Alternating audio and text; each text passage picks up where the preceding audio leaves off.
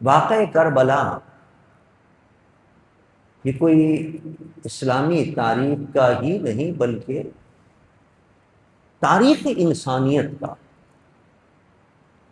انتہائی اہم ترین واقعہ۔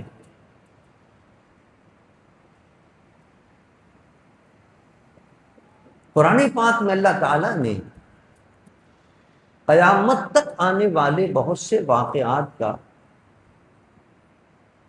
ذکر فرمایا، کچھ ماضی کے واقعات کا ذکر فرمایا، کچھ مستقبل کے واقعات کا ذکر فرمایا۔ تو یہ کیسے ہو سکتا تھا کہ کربلا کا واقعہ جو اہم ترین واقعہ ہے اور حضور کے اہل بیت کا واقعہ ہے کہ انہوں نے قربانیاں پیش کی ہیں اور شجر اسلام کو اپنے خون سے سینچا ہے، آج اسلام کی عظمتیں ہمیں نظر آ رہی ہیں وہ امام عالی مقام کے خون کا صدقہ ہے، شہدائے کربلا کے خون کا صدقہ ہے۔ تو یہ کیسے ہو سکتا تھا کہ ہونے والے اس عظیم واقعے کا قرآن پاک میں اشارہ موجود نہ ہو؟ قرآن پاک میں اللہ تعالیٰ نے ایک نہیں کئی مقامات پر اس واقعے کی طرف اشارہ فرمایا۔ آج جو میں نے یہ آیت مقدسہ تلاوت کی ہے اس میں بھی اس واقعے کی طرف اشارہ۔ کیا واقعہ قرآن بیان کر رہا ہے جس میں یہ ضمناً اشارہ کیا جا رہا ہے؟ حضرت ابراہیم علیہ نبی علیہ الصلوۃ والسلام کا واقعہ قرآن بیان کر رہا ہے۔ اللہ نے حضرت ابراہیم کو اپنا خلیل بنایا،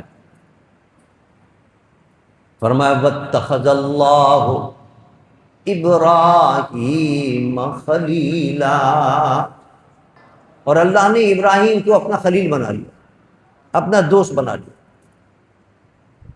یہ بڑا اہم مرتبہ، اللہ اس کو اپنا دوست کہتے،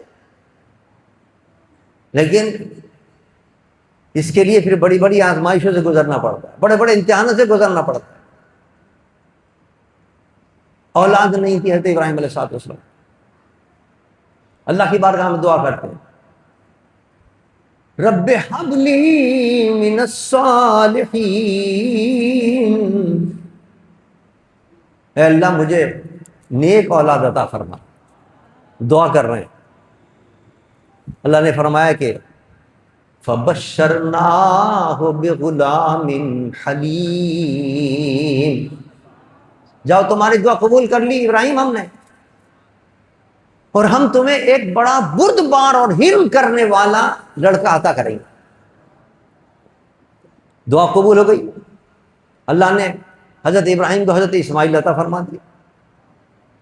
اب آپ بتائیے، بڑے آرزوؤں کے بعد، بڑی منتوں کے بعد، بڑی دعاؤں کے بعد گھر میں اگر اولاد آئے تو وہ کتنی محبوب ہوتی ہے اور والدین کو کتنی پیاری ہوتی ہے، ایک منٹ وہ اپنے سے جدا کرنا گوارا نہیں کرتے۔ لیکن ابھی امتحان ہو گیا کہ ہم سے زیادہ پیار ہیں، ہمارے دوست کو خلیل کہہ دیا نا، خلیل کو ہم سے زیادہ پیار ہے، اپنے بیٹے سے پیار ہے۔ پیدا ہوتے ہی حکم ہو گیا اس کو جنگل کے اندر چھوڑ جاؤ، لکھوں تک سہارا کیا، اب حکم ہو گیا اللہ کا۔ اب بیٹے کی محبت نہیں دیکھی انہوں نے، ٹھیک ہے مر جائے گا، لکھوں تک سہارا کے نہ پانی ہے نہ کھانا ہے، اللہ کا حکم تھا، چھوٹے سے اسماعیل کو چھوڑ دیا سہارا کے اندر۔ اور جب چھوڑ کے جانے لگے تو کہتے ہیں ربنا انی اسکنت من ذریتی بواد غیر ذی زرع عند بیتک المحرم، اے اللہ تیرے حکم پر اس لکھوں تک صحرا کے اندر اپنے لخت جگر اسماعیل کو اور اپنی اہلیہ حضرت حاجرہ کو چھوڑ کے جا رہا ہوں، مولا تو ہی ان کا بندوبست کیجیے، تجھ پر چھوڑ کے جا رہا ہوں۔ دور دور تک پانی کا کوئی نام و نشان نہیں، دور دور تک کسی آدمی کا نام و نشان نہیں۔ جب زیادہ پیاس میں تڑپنے لگے حضرت اسماعیل، اور جب حضرت ابراہیم کو حضرت جبرائیل کو اللہ نے بھیجا ایک روایت کے مطابق، اور ایک روایت کے مطابق حضرت اسماعیل نے اپنی ایڑی کو رگڑا تو اللہ نے آب زمزم کا چشمہ جاری فرما دیا۔ اب اس لقدر صحرا کے اندر جہاں کہیں دور دور پانی نہیں تھا، پانی بھی آ گیا، ایک قافلہ گزرا، کھانا بھی آ گیا، پھل بھی آ گئے، اللہ کا گھر بھی بن گیا۔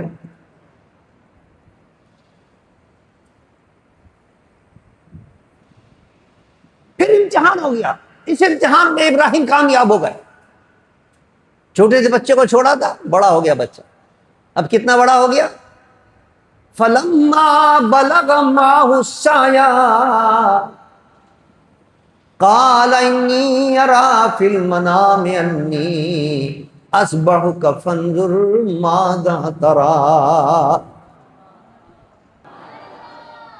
وہی چھوٹا بچہ اسماعیل جس کو چھوڑ کر حضرت ابراہیم لقدر صحرا میں گئے تھے، اللہ نے پانی بھی دے دیا، کھانا بھی دے دیا، پھل بھی دے دیے، اب وہ بڑا ہو گیا، 1 سال کا نہیں، 2 سال کا نہیں، 3 سال کا نہیں، اتنا بڑا ہو گیا۔ فلما بلغ معه السعی، اللہ فرماتے کہ چلنے کے قابل ہو گیا اپنے باپ کے ساتھ، دوڑنے کے قابل ہو گیا اپنے باپ کے ساتھ۔ جب اتنا بڑا ہو جاتا ہے بچہ تو والدین کی محبت زیادہ ہو جاتی ہے اس سے، چھوٹے بچے سے بھی ہوتی ہے، لیکن جب بڑا ہوتا ہے بچہ، جتنا بڑا ہوتا جاتا ہے محبت بڑھتی جاتی ہے۔ اب محبت اسماعیل سے ابراہیم کی اپنے عروج پر پہنچ گئی، اب پھر امتحان ہو گیا، فرمایا جاؤ اس کو ذبح کر دو ہمارے راہ کے اندر۔ اللہ، حضرت ابراہیم کچھ نہیں کہا، مولا یہ تو میرا بڑا لاڈلا بیٹا ہے، میں نے بڑی آرزویں سے دعائیں کر کر کے تجھ سے حاصل کیا ہے، اولاد نہیں ہو رہی تھی، اور پھر تو نے مجھے عطا کی ہے اولاد، اور پھر نے کرم کیا اتنا بڑا ہو گیا ہے، اب اس کو ذبح کا حکم دے رہا، کچھ نہیں، کوئی سوال نہیں، کوئی چون و چرا نہیں۔ بیٹے سے کہتے ہیں بیٹا آ جاؤ، اللہ کا حکم ہو۔ بیٹا بھی یہ نہیں کہتا بجان مجھے کہاں لے جا رہے ہیں ذبح کرنے کے لیے، کوئی باپ بھی ایسا ہوا نہیں۔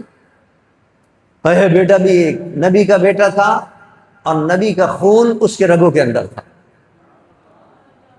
کہا ابا جان، اللہ نے حکم دیا ہے، یا ابت افعل ما تؤمر ستجدنی انشاءاللہ من الصابرین۔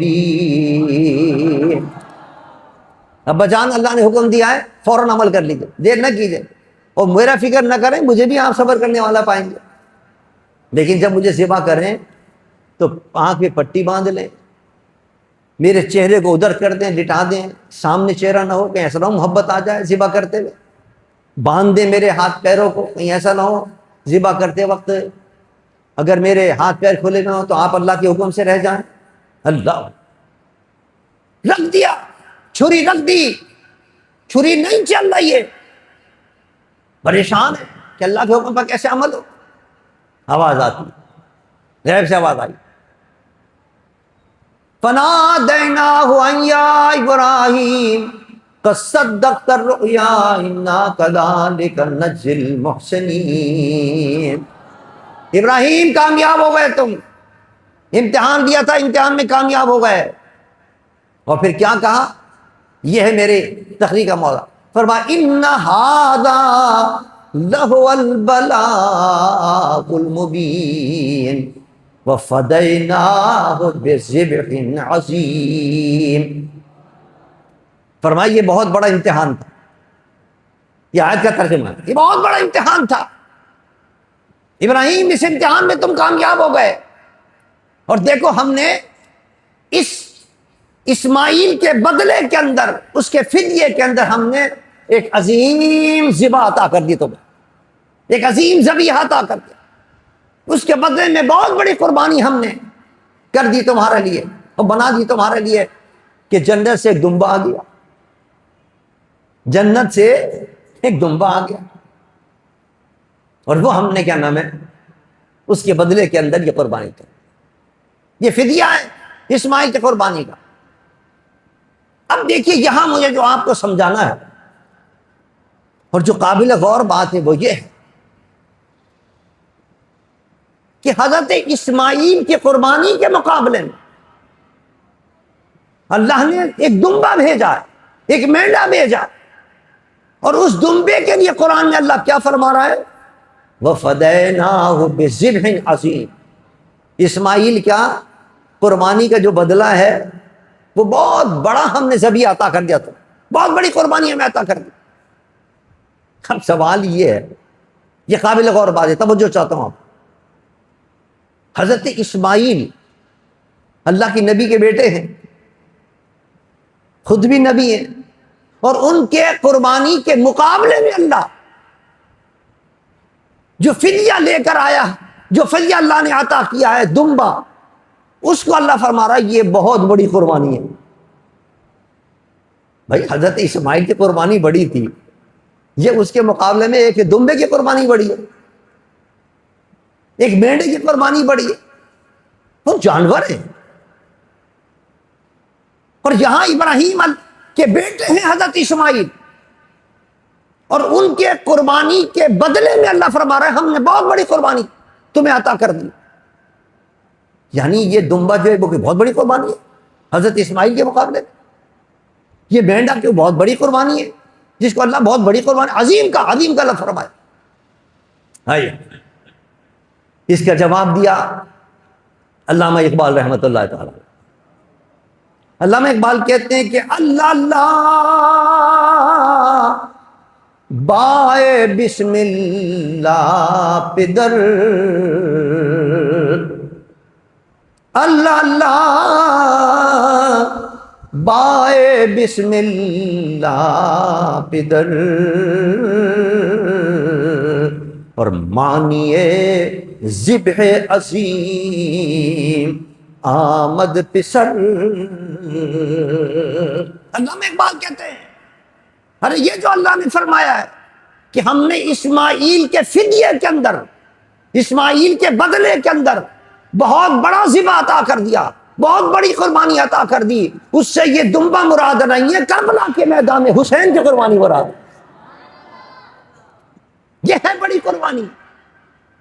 اللہ تعالیٰ نے حضرت ابراہیم علیہ السلام کی قربانی کو قبول فرمایا اور اسماعیل کو بچا کر، اور اس کے بدلے جو قربانی لی ہے وہ امام حسین کی قربانی ہے جو کربلا کے اندر اللہ نے قربانی لی اور اس کو قبول فرمایا.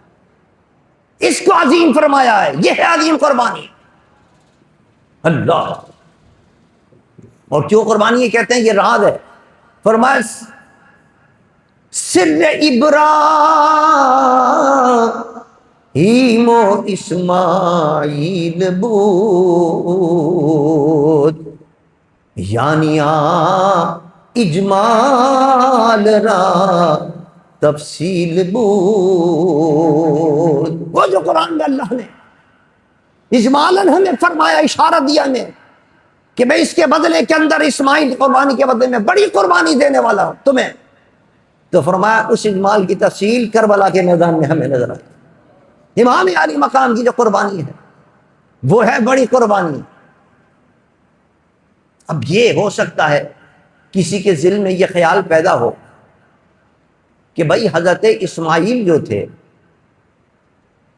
وہ تو نبی تھے اور نبی کے بیٹے تھے، وہ تو نبی کے بیٹے تھے، ان کو نسبت حاصل ہے حضرت ابراہیم سے.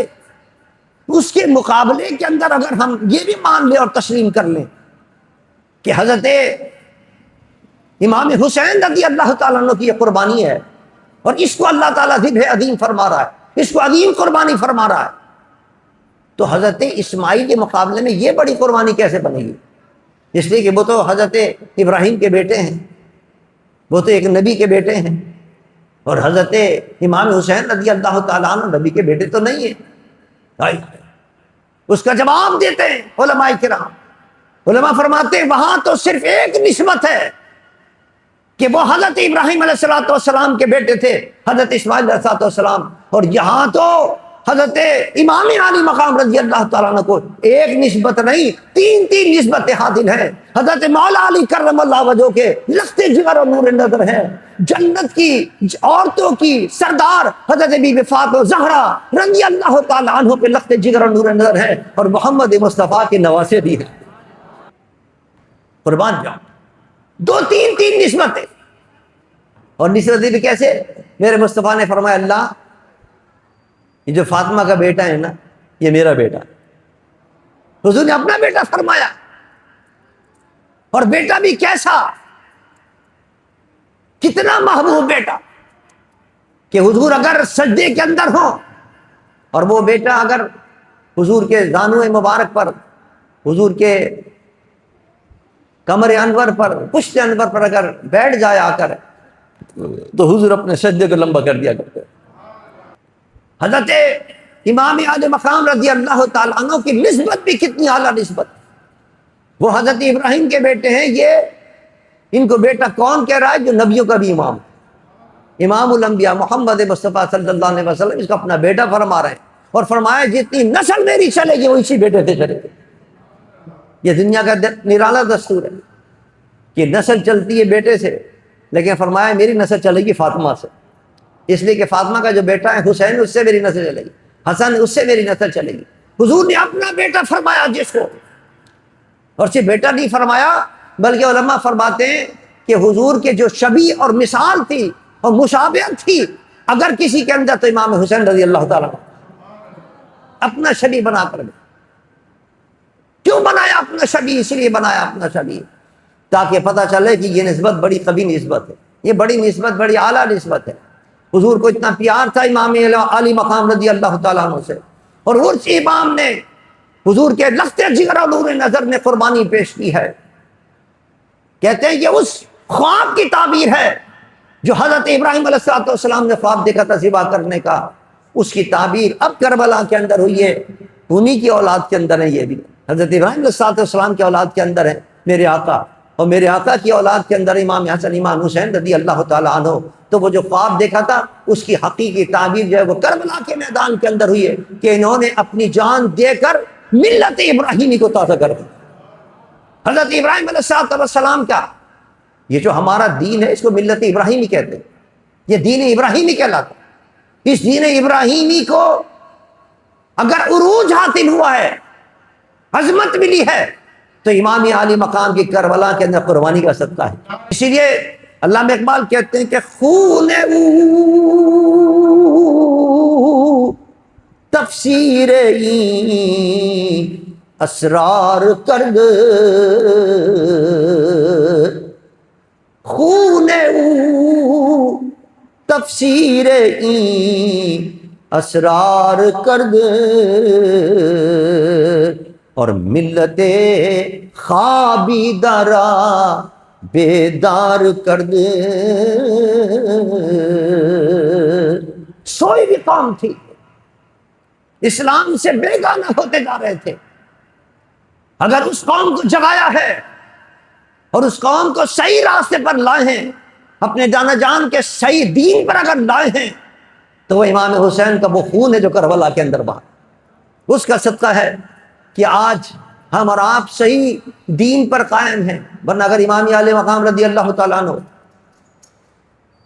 یزید کے ہاتھ میں ہاتھ دے دیتے، اس سے اگر بیعت کر لیتے، تو آج جو ہم اور آپ یہ جو صحیح دین ہم تک پہنچا، یہ دین ختم ہو چکا ہوتا۔ کیوں؟ اس لیے کہ امام علی مقام کا وہ خطبہ یاد کریں جو آپ نے کربلا کے میدان میں دیا۔ آپ نے فرمایا یہ وہ ہے کہ جس نے اللہ کی حرام کردہ چیز کو حلال کر دیا، یہ جزید وہ ہے جس نے اللہ کی حلال کردہ چیزوں کو حرام کیا، میں کیسے اس سے بیعت کر سکتا؟ وہ شخص کہ جس کو نبی کی حرمت اور نبی کے مدینے کی حرمت کا پتہ نہیں، جس کو خانہ کعبہ کی حرمت کا پتہ نہیں، جس نے اپنی فوجوں کو بھیج کر خانہ کعبہ کے اوپر پتھر برسوائے، جس نے مدینہ منورہ کے اندر اپنی فوجوں کو اجازت دی کہ 3 دن کے لیے تمہارے لیے پورا مدینہ حلال ہے، جو چاہے کرو مدینہ کے اندر۔ کتنی ماں بہنوں کی عزتیں لوٹی اس کی فوج نے، اور کس طرح مدینہ منورہ کی حرمت کو پامال کیا۔ مدینہ منورہ کی مسجد نبوی جہاں کبھی اذان بند نہیں ہوئی، 3 دن تک وہاں اذان نہیں ہوئی، 3 دن تک وہاں گھوڑے بندے رہے مسجد نبوی کے اندر۔ ایک صحابی کہتے ہیں کہ میں حضور کے چھپ کر بیٹھا تھا حضور کے روضے کے پاس، حضور کے قبر انور کے پاس، اذان تو ہو نہیں سکتی تھی، ان کے گھوڑے بندھے ہوئے تھے، کوئی پوچھنے والا نہیں تھا، کوئی اذان دینے والا نہیں تھا، کوئی نماز پڑھانے والا نہیں تھا مسجد نبوی کے اندر، لیکن جب بھی اذان کا وقت آتا تھا تو حضور کے روضہ انور سے اذان کی آواز آیا کرتی۔